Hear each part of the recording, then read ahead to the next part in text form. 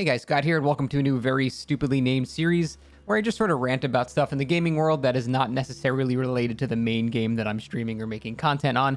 Today I want to talk about level scaling in games because I just played the Diablo 4 beta and it's very prevalent here, and it's one of my biggest pet peeves in games, in modern games at least nowadays.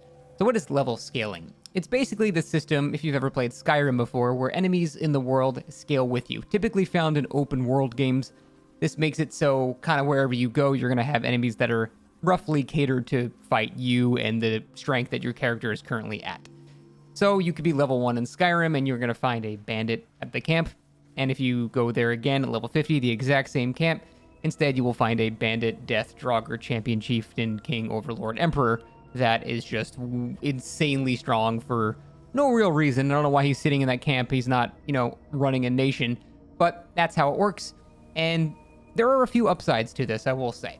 It makes it in open world games, you can kind of go anywhere. There's no set path. You can go left, right, up, down from the start. Typically, you're going to find an experience that you can still be able to conquer, and I think that's the whole point when they make these types of things. So it's sort of like a catered difficulty. The devs will roughly know what strength of enemies you'll be going against, and it makes it so they can perhaps balance the game a bit better because they're going to know, again, roughly what you're going against. Also, it makes it so certain areas don't really become obsolete. This is mostly towards like online games, but you might have a starter area that you will never have anyone go to again if it doesn't scale. But if it does scale, you might have people coming back there 10 hours later, and there's still a reason to go there, so you have a reason to keep people in these areas. Although I do think there are certain flaws in this argument. But that's pretty much it. That's like the only upsides I can think of to level scaling. Now I'm going to rant about the whole downsides of level scaling in games. So for the whole first and main reason, I can summarize my entire feelings on the matter as you shouldn't level up and immediately feel weaker than you were 5 seconds ago. That makes no sense. Compare like the granddaddy of RPGs, Dungeons & Dragons. When you level up in that game, it's a huge deal and you feel way stronger at the end of it. You can allocate attributes every certain levels. You can get feats, you get new spells if you're a caster, you have new class features, things like that. You feel way stronger than you were 5 seconds prior to leveling up. It's a really good feeling, and that was like the first game-like system to actually introduce the whole concept of leveling up. And I've always been a purist. I've always thought that's the best way because you get a sense of good character progression from it. In these types of games where you have this level scaling, when you level up, the only thing that happens is you become weaker until you find gear that matches your new level cap, because the world gets stronger around you. You don't become weaker, but everything else effectively gets stronger. Now, strength is just a term of comparison. You're considered strong if you can lift more than the average person, for example. If we were all giant supermen and we could bench 500, if you were benching 450, you'd be considered a puny little bitch. And so it's always a term of comparison. So if everything else around you gets stronger, you're not getting stronger, you're actually getting weaker.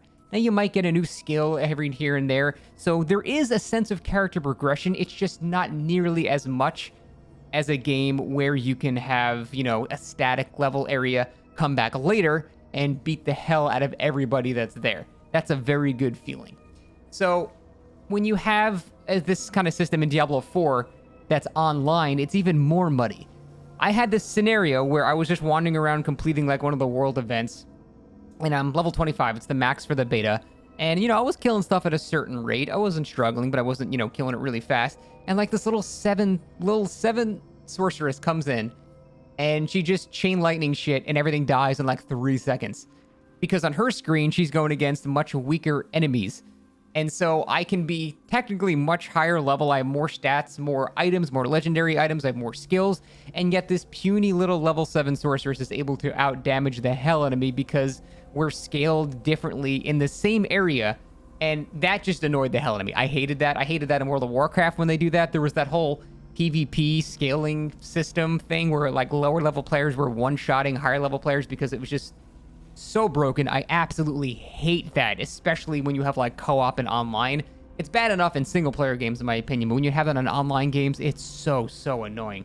Nothing makes you feel like a weak piece of shit, like a little baby player with a starting staff out damaging you because the stuff's dying faster. So another downside of having no level scaling is there's no real oh shit moments, in my opinion. A perfect example of an oh shit moment. Let's say if you play Eldon Ring, There's a church in Limgrave that teleports you to this beast sanctum. If you go outside this beast sanctum, you're in Caelid, which is an area you're not really supposed to be in that early yet. And there's a big gargoyle on the outside. Now, if you're like me in a Souls game, if you see big thing, you must hit it and kill it, because that's just how you do. And when you get these scenarios where you're not supposed to be there yet, you hit it, you don't even see their health bar move. It just goes like tiny bit. And then you get this moment, which is, I call it an oh shit moment. And you're like, oh shit, I should not be here yet. Bro, I am not supposed to be here. This is not good. And then you get destroyed. In my opinion, these moments are not something that you should look down upon, like, oh, this is a vastly over-leveled enemy. This is unfair, unbalanced. This kind of scenario puts into my mind, now I have a goal. Now I have an adversary. I want to become stronger so I can come back and beat the shit out of this thing. And when you do 40 levels later with your, plus 17 weapon instead of your starting weapon, it feels so much better knowing that enemy stayed the same level of strength, but I got stronger. You have a direct example of your character becoming stronger because the thing you struggled with previously is still there, and now it's way easier than before because you have become stronger as a character. If we don't have these oh shit moments, you're sort of deprived of that. Imagine if Elden Ring had leveling scaling, and you teleport there, and the gargoyle is like level 5 with you. So now you hit it, instead of doing 0.1% of its health, you might chunk it for 10%. And you think, okay, you might die a couple times, but you're going to be able to beat it relatively easily. And then you're going to forget about him, and then that's it. You didn't get a memorable experience. You don't have a thing to jot down in your brain, I need to come back later and feel stronger. You just don't really have any of that. And I think those key moments are really, really important. Now, there is a common cited downside to this, that if you do over-level certain areas, it's not really satisfying to just steamroll everything. And I'm going to say, to an extent, I disagree. Because, alright, let's go to the Dark Souls example again. If you've been in a Dark Souls 1 first playthrough, you go to the Undead Burg, it's rough, man. If it's your first Souls game too, that area is rough. It might take you several hours just to get out of the first little starting area and get to the first boss, like the Taurus Demon. Assuming you didn't go to the Catacombs, and God help you. So, you struggle there. But then you get through the game, you kill Gwyn, and you finally get to New Game Plus, and you go back to that same area, and you are beating the shit out of everything, and it feels amazing. Do not tell me with a straight face you go to New Game Plus in Dark Souls, beat the shit out of everything, and go, well, this difficulty is just far too easy. I'm not having a good time anymore. No, you earned that shit. Your character is now stronger. You feel great destroying everything. You kill the Taurus Demon in one plunging attack with your big-ass hammer. It feels really good when that happens. No, I'm not saying the entire game should be like that. If you just steamroll everything, well then no, of course it's not fun. But for example, my Elden Ring playthrough, I didn't even know the southern continent, the Weeping Peninsula, even existed until after I beat the game, effectively. So I beat Radagon, I beat the Elden Beast, and then I was like, oh shit, there's a whole new continent there. And of course, I steamrolled everything for, about 30 minutes to an hour. It was really quick to kill everything there because it was all very low level. But I didn't feel like I was robbed of an experience. I thought to myself, shit, I'm really strong now. This feels awesome.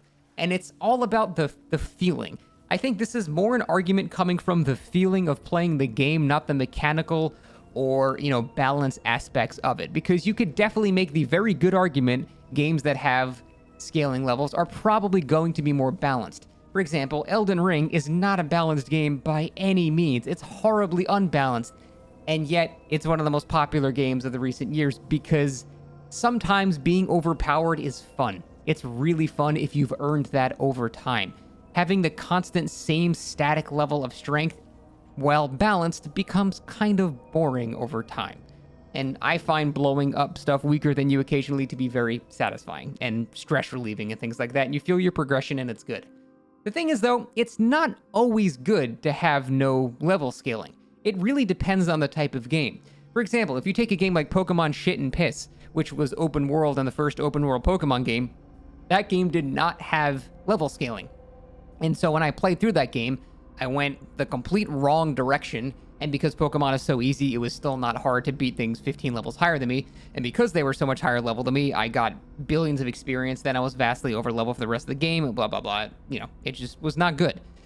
And the reason, a level scaling system is needed for games like Pokemon is because in those types of games, you don't really have a way to outskill things. In Elden Ring, I can beat the entire game at level 1 pretty easily, actually. There's enough stat boosting talismans and flask charges and things like that that make you able to beat the game at level 1 if you're good enough.